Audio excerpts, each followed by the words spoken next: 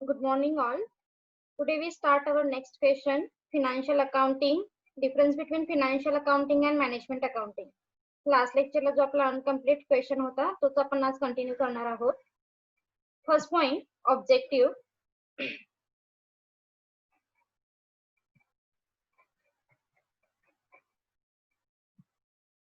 First point, objective.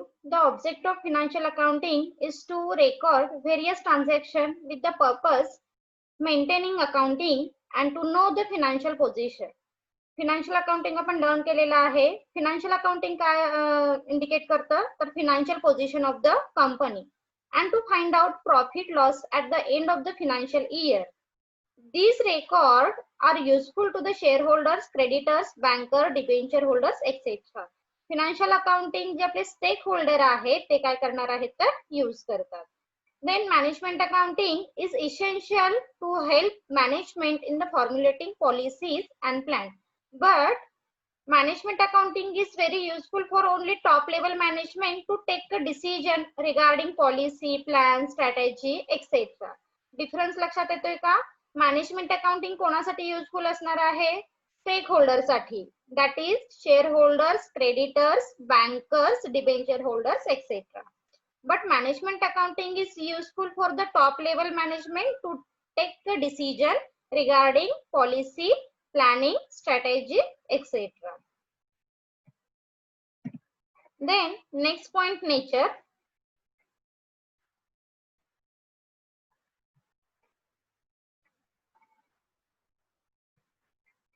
Financial accounting is mainly concerned with the historical data. It record only those transactions which have already taken place. Financial accounting मध्ये काय म्हणतो आपण, जो year एंडिंगला आपण काय करणार आहोत, फिनान्शियल अकाउंटिंग मेंटेन करतो. So here we maintain a historical data and management accounting deals with projection of data for the future. Management accounting is useful for the future course of action.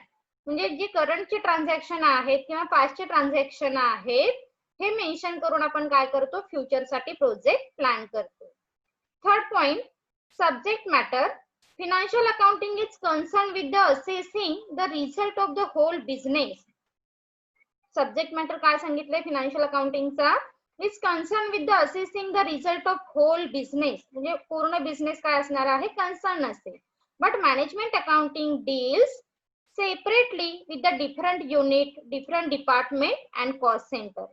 म्हणजे असं नाहीये की management accounting साठी तुम्हाला सगळी organisation consider करावी लागेल, concern करावी लागेल.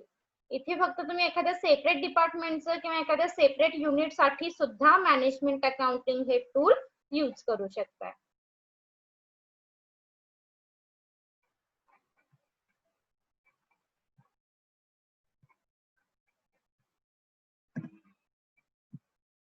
Then fourth point, compulsion. The preparation of financial account is compulsory in the certain undertaking while these are the necessary in other.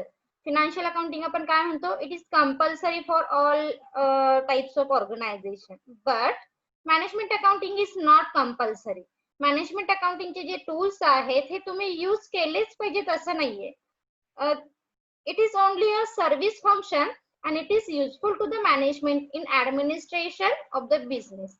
म्हणजे जे टॉप लेवल मॅनेजमेंट आहेत हे बेसिकली काय करतात तर मॅनेजमेंट अकाउंटिंग टूल हे यूज करणार आहेत. बट फिनान्शियल अकाउंटिंग हे प्रत्येक कंपनीला कंपल्सरी असतं to find out the financial position of the company in last date. म्हणजे ज्यावेळी फिनान्शियल इयर असतं त्यावेळी कंपनीची पोझिशन काय आहे हे फाइंड आउट करण्यासाठी आपण फिनान्शियल अकाउंटिंग काय करतो तर ड्रॉ करतो. Is it clear question? Point clear होत आहेत का?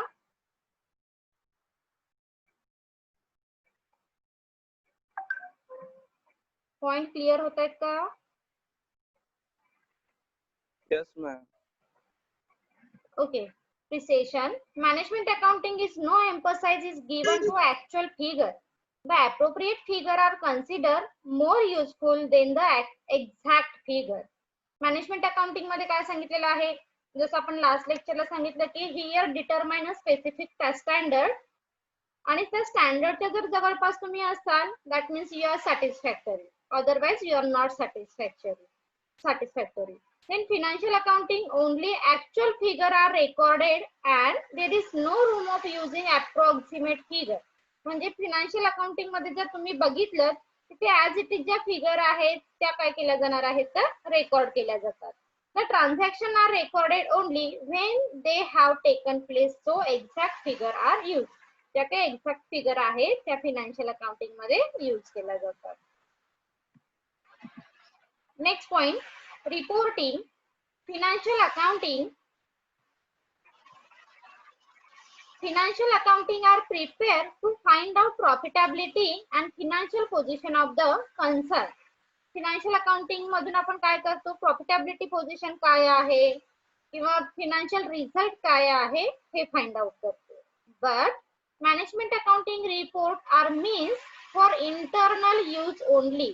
इंटरनल यूज ओनली का असणार आहे, कारण जे स्टेक होल्डर आहेत ते मॅनेजमेंट अकाउंटिंग यूज करत नाहीयेत किंवा त्यांचा रेफरन्स घेत नाहीयेत.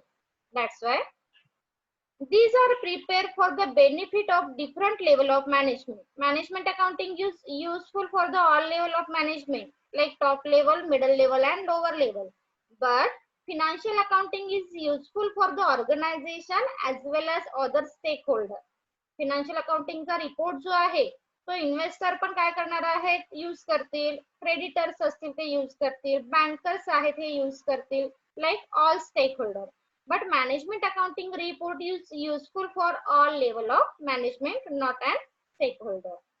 Then next point, description. Only those things are recorded in the financial accounting which can be measured in monetary term. Anything which cannot be recorded in figure is outside the scope of financial accounting. म्हणजे financial accounting आपण learn केलेलं आहे already. So financial accounting मध्ये काय सांगितलं जातं, only recorded monetary transaction. Monetary transaction म्हणजे काय, relating to money and money's worth. तेच ट्रान्झॅक्शन फक्त फिनान्शियल अकाउंटिंग मध्ये रेकॉर्ड केले जातात. But management accounting use both monetary as well as non monetary transaction. म्हणजे ज्या काही नॉन मॉनिटरी ट्रान्झॅक्शन आहेत जे मनीशी रिलेटेड नाहीये असे सुद्धा ट्रान्झॅक्शन मॅनेजमेंट अकाउंटिंग मध्ये रेकॉर्ड केले जातात. Is it clear? Point number 6 and point number 7. Is it clear? Yes. Okay. Then first chapter मध्ये आपण 4 क्वेश्चन लर्न केलेले आहेत जे थेरॉटिकल शी रिलेटेड होते. Chapter 2 is very important because these are include some theoretical part as well as practical part. त्यामध्ये काही practical part आपल्याला लर्न करायचं आहे. त्याच्याआधी आपण थेरॉटिकल जे काही क्वेश्चन आहेत ते लर्न करू. सो फर्स्ट क्वेश्चन आहे users of financial statement. Financial statement तुमच्या लक्षात आलं काय आहे, जे ऑलरेडी तुम्ही लर्न केलेलं आहे. Financial statement means balance sheet. Okay, these are include also two account, trading account and profit and loss account and balance sheet.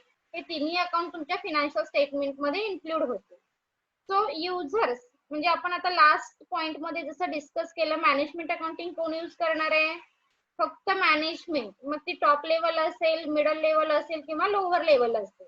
Okay, पण फिनान्शियल अकाउंट कोण यूज करणार आहे, तर जे स्टेक होल्डर आहेत ते सुद्धा फिनान्शियल स्टेटमेंट यूज करू शकतात. यूज इन द सेन्स की चेक करू शकतात, बघू शकतात, त्याचा यूज त्यांच्या डिसिजन साठी ते करू शकतात.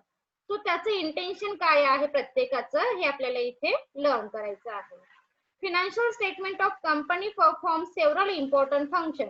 Firstly they reflect the true state of affairs of the company. Financial statement काय करतं, तर फिनान्शियल पोझिशन कंपनीची काय आहे हे फाइंड आउट करण्याचं काम फिनान्शियल स्टेटमेंटच्या अंडर केलं जातं. That means this indicate the true state of affairs of the company. कंपनीचं फेअर पिक्चर काय आहे हे फिनान्शियल स्टेटमेंट मधूनच क्लिअर होतं. They also help in the taking important financial information from shareholders, investor, government, creditors and many other people including in the stakeholder. म्हणजे जे stake होल्डरचा group आहे ह्या प्रत्येकासाठी फिनान्शियल स्टेटमेंट काय असणार आहे तर इम्पॉर्टंट असणार आहे. For example share holder financial statement ज्यावेळी चेक करतील किंवा त्याचा यूज करतील त्यावेळी त्याचं इंटेन्शन हे डिफरंट असते. क्रेडिटर्स ज्यावेळी फिनान्शियल स्टेटमेंट यूज करतील, चेक करतील, that is the separate intention. तर आता प्रत्येकाचं इंटेन्शन काय आहे हे आपण वन बाय वन लर्न करणार आहोत. First point, bridging the gap in management. Financial statement basically reflect the companies financial performance. Financial statement काय करतं, तर कंपनीची फिनान्शियल पोझिशन काय आहे हे रिफ्लेक्ट करतं. They show profit and liabilities of the business. Asset आणि लायबिलिटी आपण काय करतो, बॅलन्स शीट मधून इंडिकेट करतो. They show how successful companies decision have been. म्हणजे कंपनीने कशा प्रकारचे डिसिजन घेतलेले आहेत, प्रॉफिट कसा अक्वायर केलेला आहे, अचीव केलेला आहे, हे आपण फिनान्शियल स्टेटमेंट मधून फाइंड आउट करतो. Since shareholders have access to this statement. आणि त्यामुळे शेअर होल्डर्स काय करतात, ज्यावेळी आपल्याला एखाद्या कंपनीचे शेअर परचेस करायचे असतात त्यावेळी शेअर होल्डर्स काय करणार आहेत, ही इन्फॉर्मेशन यूज करते. Is it clear first point?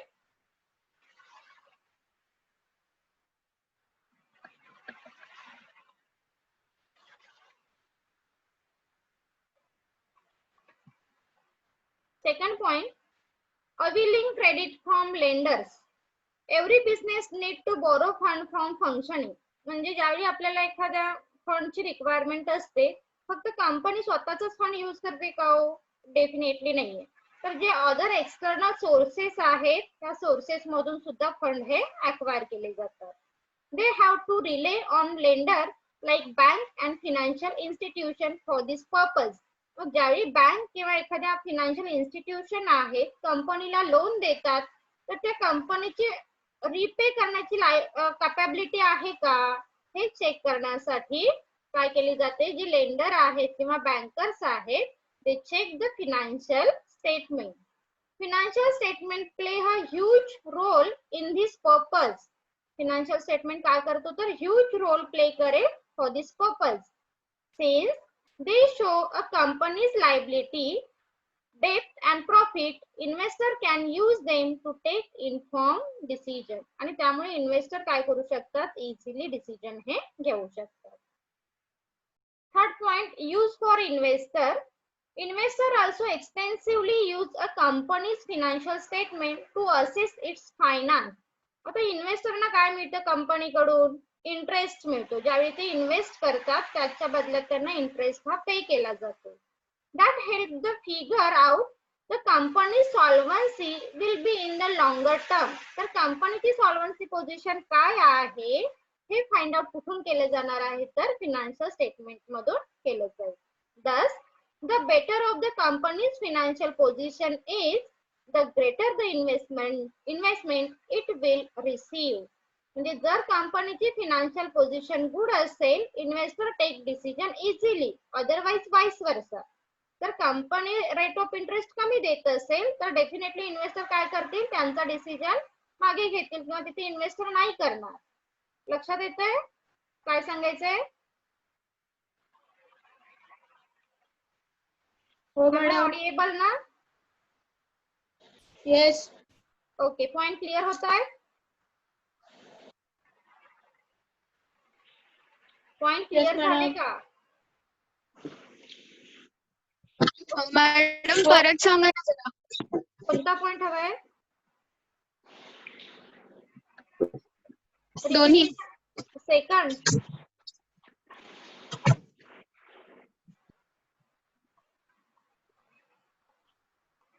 Second point मध्ये काय सांगितलेलं आहे, availing credit from lender. Lender means those person provided loan facility to the companies. कंपनीजला जे लोन प्रोव्हाइड करणार आहे, फॉर एक्झाम्पल यामध्ये बँक असेल किंवा फिनान्शियल इन्स्टिट्यूशन असतील. Bank and financial institution check and use financial statement. ते कशासाठी चेक करतायत फिनान्शियल स्टेटमेंट, तर कंपनीची कॅपॅबिलिटी आहे का जर लोन घेतल्यानंतर ते रिपे करण्याची, त्यासाठी बँक किंवा फिनान्शियल इन्स्टिट्यूशन कंपनीचं फायनल अकाउंट चेक करते. लक्षात आला पॉइंट? त्याच्यानंतर थर्ड पॉइंट मध्ये सांगितलेलं आहे यूज फॉर इन्व्हेस्टर. इन्व्हेस्टर काय करतात, सेम एखाद्या मोठ्या कंपनीमध्ये जर आपल्याला इन्व्हेस्टमेंट करायची असेल, म्हणजे शेअर परचेस करायचे असतील, शेअर परचेस केल्यानंतर ती कंपनी काय पे करते, इंटरेस्ट देते. तर ज्या कंपनीचा इंटरेस्ट रेट जास्त त्या कंपनीमध्ये आपण काय करतो तर इन्व्हेस्टमेंट करतो. Okay, so financial statement indicate the rate of interest of the investor. त्यांना रेट ऑफ इंटरेस्ट काय आहे हे प्रोव्हाइड करण्याचं काम फिनान्शियल स्टेटमेंटच्या अंडर केलं जातं. Fourth point, use for government. Governmental policy pertaining to corporate depends heavily on financial statement. This is because these statements depict how companies are functioning in the general, and the government can use this information to decide taxation and regularities policy. Government काही facility सुद्धा provide करतं कंपनींना किंवा काही subsidiary सुद्धा provide केल्या जातात. ह्या देण्यासाठी first thing financial account help करेल, as well as company regular tax pay करते का हे सुद्धा फाइंड आउट करण्यासाठी government use financial statement, that means balance sheet. Okay, then fifth point, use for stock exchange. Regulatory bodies like SEBI and stock exchange like BSE and NSE, that means Bombay Stock Exchange and National Stock Exchange, also use financial statement for many reasons. Bombay stock exchange किंवा national stock exchange सुद्धा एखाद्या कंपनीचं financial statement हे check करू शकतात for a many purpose. कारण हे NSE असेल, BSE असेल, रिलेटिंग टू कशाशी आहे तर शेअर मार्केटशी रिलेटेड आहेत आणि त्यांची फायनान्शियल पोझिशन काय आहे एखाद्या कंपनीची ते चेक करण्यासाठी SEBI, stock exchange financial statement हे चेक करतात. Then SEBI can assess a company's internal matter using them to ensure the protection of investor. म्हणजे सेबी किंवा stock exchange responsible for protection to the investor. इन्व्हेस्टरला प्रोटेक्शन देण्याचं काम स्टॉक एक्सचेंज अंडर केलं जातं. मग स्टॉक एक्सचेंज काय करेल, कंपनीचा इंटरनल मॅटर कसं आहे, कंपनीची फिनान्शियल पोझिशन काय आहे, त्याच कंपनीला त्यांच्या लिस्ट मध्ये इन्क्लूड करून घेतात. बघा, जर एखादी फ्रॉड कंपनी असेल तर ती NSE BSE मध्ये इन्क्लूड होईल का, डेफिनेटली नाहीये. तर त्यांची फिनान्शियल पोझिशन काय आहे, इंटरनल मॅटर काय आहे, दोज ऑल थिंग्स काय करणार आहे सेबी स्टॉक एक्सचेंज चेक करेल. They are also a great source of information for stock traders and investor. म्हणजे एखादी इन्फॉर्मेशन जर अक्वायर करायची आहे तर बाकी सोर्स पेक्षा फिनान्शियल स्टेटमेंट हे काय आहे तर एक बेस्ट सोर्स आहे. They can easily indicate the companies actual position और फेअर पोझिशन.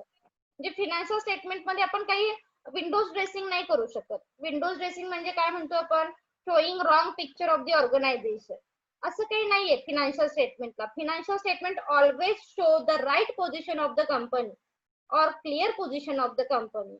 आणि ही जी सिच्युएशन आहे, ही जी इमेज आहे, ही इमेज या स्टेक होल्डरना युजफुल होते. Is it clear?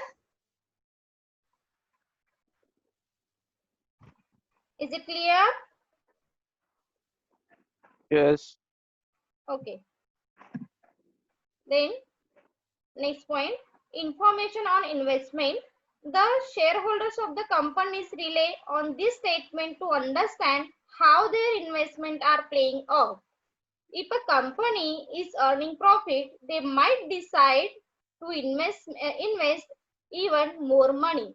On the contrary, stagnant profit or even losses will prompt them to pull out.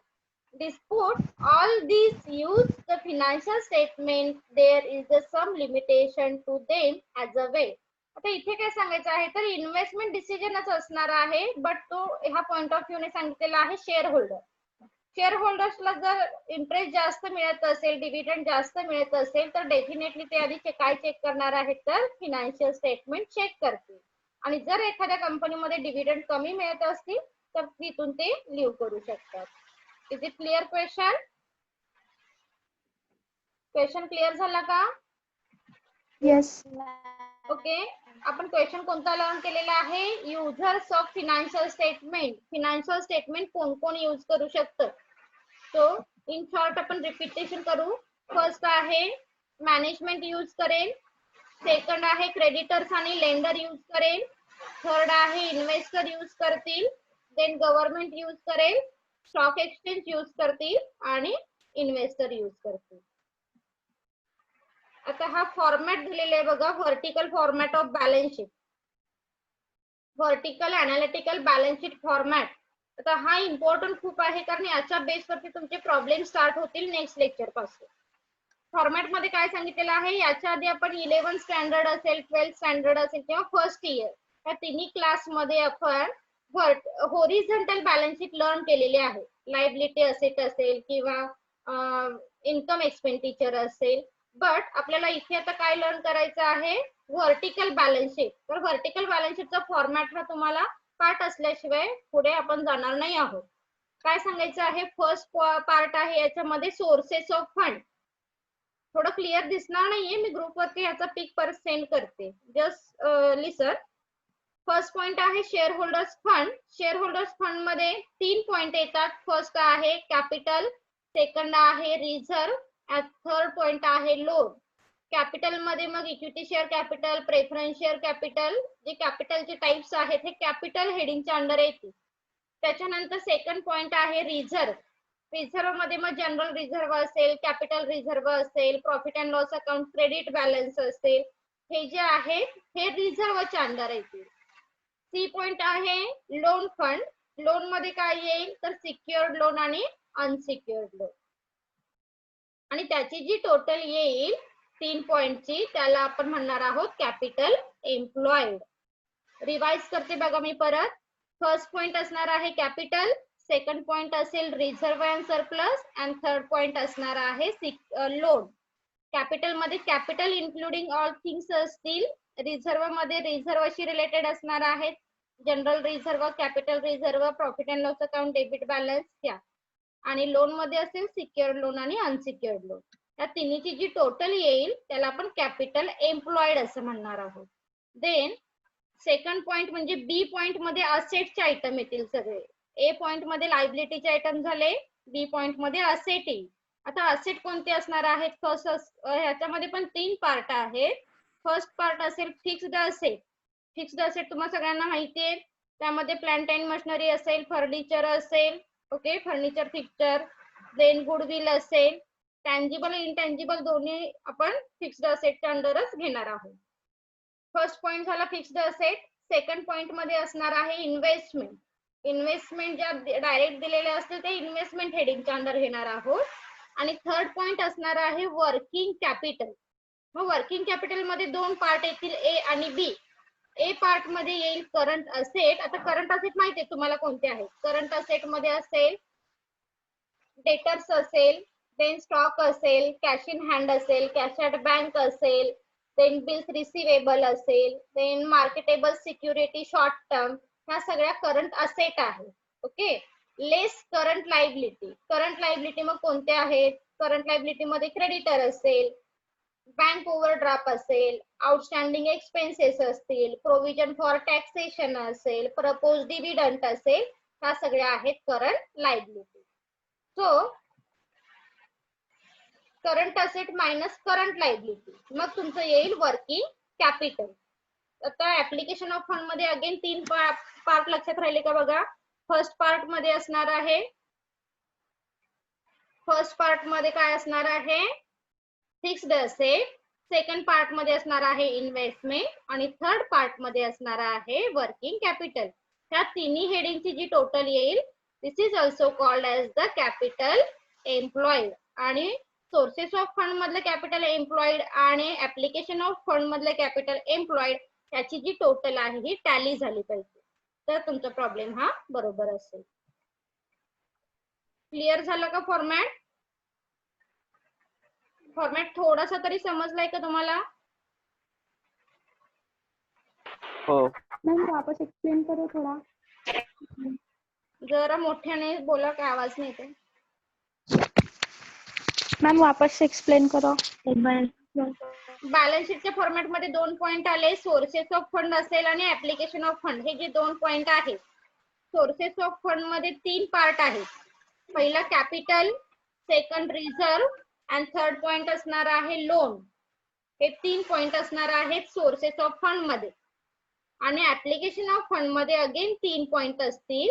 First असेल फिक्स्ड असेट, सेकंड असणार आहे इन्व्हेस्टमेंट, आणि थर्ड पार्ट असणार आहे वर्किंग कॅपिटल. मग वर्किंग कॅपिटल कसं फाइंड आउट करायचं हे आपण प्रॉब्लेमच्या वेळी क्लिअर करू. Current asset minus current liability. Sources of फंडची टोटल आणि ऍप्लिकेशन ऑफ फंडची टोटल ही दोन्ही सेम येईल तेव्हा तुमचा प्रॉब्लेम हा टॅली होईल. थेअरी पेक्षा तुम्हाला प्रॅक्टिकल इझिली समजेल. It's very simple. ह्या युनिट मध्ये फार तुम्ही केलात तर खूप सिम्पल आहे, नाहीतर थोडासा डिफिकल्ट वाटेल. ओके, फक्त फॉर्मॅट लक्षात ठेवा. प्रॉब्लेमच्या वेळी आपण वन बाय वन घेणार आहोत. बॅलन्स शीटचा फॉर्मॅट थोडा शॉर्ट आहे आणि सिम्पल आहे. त्याच्यानंतर पुढे जो हा फॉर्मॅट आहे हा व्हर्टिकल फॉर्मॅट आहे प्रॉफिट अँड लॉस अकाउंट. हा मात्र मी ग्रुप वरती सेंड करते. इथे फारसा क्लिअर नाही होणार आहे. तो तुम्ही एकदा बुक मध्ये लिहा आणि रीड करा. मॅडम तुम्ही सगळं ते शेअर नाही करणार का? काय पीडीएफ? हा सगळे. हो हो करणार ना. ग्रुप वरती नोट्स देणार आहे. हा ओके थँक्यू. ग्रुप वरती नोट्स दिल्यानंतर ना तुमच्या बुक मध्ये आल्या पाहिजेत. नोटबुक मध्ये नोट्स असल्या पाहिजेत. हो. Okay. Then next point, trend analysis, advantages and disadvantages. आता हा थेरोटिकल पार्ट आहे. ऍक्च्युली याचं प्रॅक्टिकल आपल्याला लर्न करायचं आहे. थेअरीपेक्षा प्रॅक्टिकल खूप महत्वाचं आहे आणि ह्याच्याशीच बेस तुमचे प्रॉब्लेम हे स्टार्ट होतील. So trend analysis indicate the trading म्हणजे ट्रेड प्रत्येक इयरचा काय आहे हे आपण फाइंड आउट करणार आहोत इथे. So trade analysis year first as the base year. म्हणजे ह्यामध्ये ट्रेड मध्ये काय असतं तर तुम्हाला बरेच इयर दिलेले असतात. जे फर्स्ट इयर असतं तो बेस इयर म्हणून आपण कन्सिडर करतो आणि बाकीचे जे इयर दिलेले आहेत त्याच्याशी कम्पेअर करतो. Then trade analysis is useful because trade show the direction of the change. म्हणजे प्रत्येक वर्षीचा ट्रेंड हा कसा चालू आहे, ट्रेंड कमी आहे जास्त आहे त्याची पोझिशन आपण ट्रेंड मधून फाइंड आउट करतो. Trend are easy to calculate and interpret. म्हणजे ट्रेंड मधून आपण इझिली फाइंड आउट करू शकतो की लास्ट इयरची पोझिशन काय होती, करंट इयरची पोझिशन काय होती हे फाइंड आउट करणार आहोत.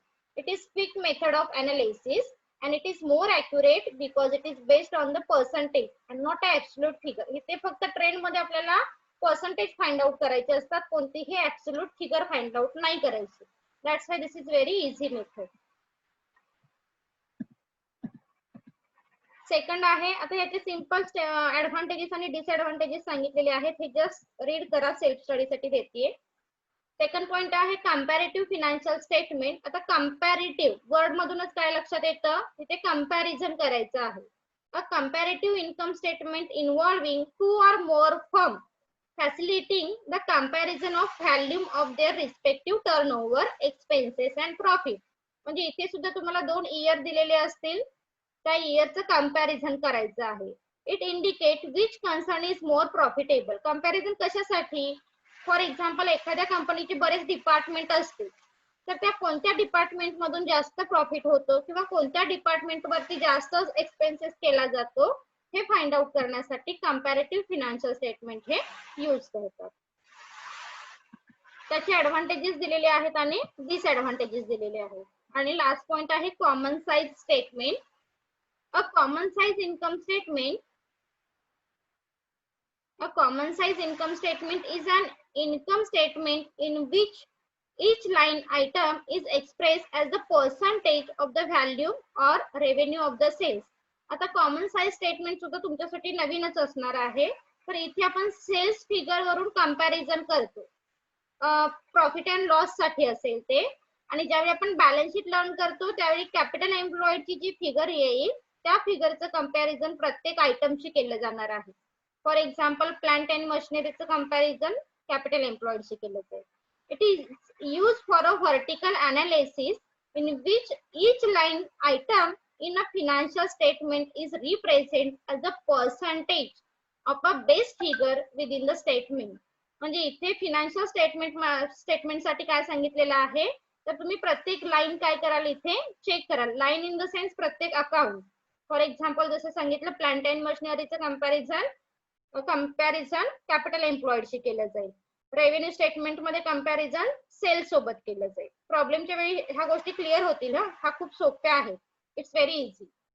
Common size financial statement help to analyze the compare a company's performance over several periods with variance sales figure. इथे सुद्धा इंटेन्शन काय असणार आहे, आपण कंपॅरिझन कशासाठी करतो, तर लास्ट इयरचा परफॉर्मन्स काय होता, करंट इयरचा परफॉर्मन्स काय आहे, त्यामागची रिझन सुद्धा आपण इथे फाइंड आउट करू शकतो. आणि लास्ट आहे the common size percentage can be subsequently compare to those competitors is determined to those of competitors to determine how the company is performing relative to the industry. The common size percentage can be subsequently compared. म्हणजे कॉम्पिटिटरच्या compare मध्ये सुद्धा आपली situation काय आहे हे find out करण्यासाठी common size statement it's very useful for the company. याचे सुद्धा सिंपल मध्ये ऍडव्हान्टेजेस आणि डिसएडव्हान्टेजेस दिलेले आहेत. Is it clear question? He theory आहे, थेअरी पेक्षा आपल्याला प्रॅक्टिकल वरती जास्त कॉन्सन्ट्रेट करायचं आहे. फक्त बेसिक कॉन्सेप्ट काय आहे कॉमन साइज स्टेटमेंट किंवा कंपॅरेटिव्ह स्टेटमेंट आणि ट्रेंड, ह्याची थेअरी थोडीशी लर्न करून ठेवा. नेक्स्ट उद्याच्या लेक्चर पासून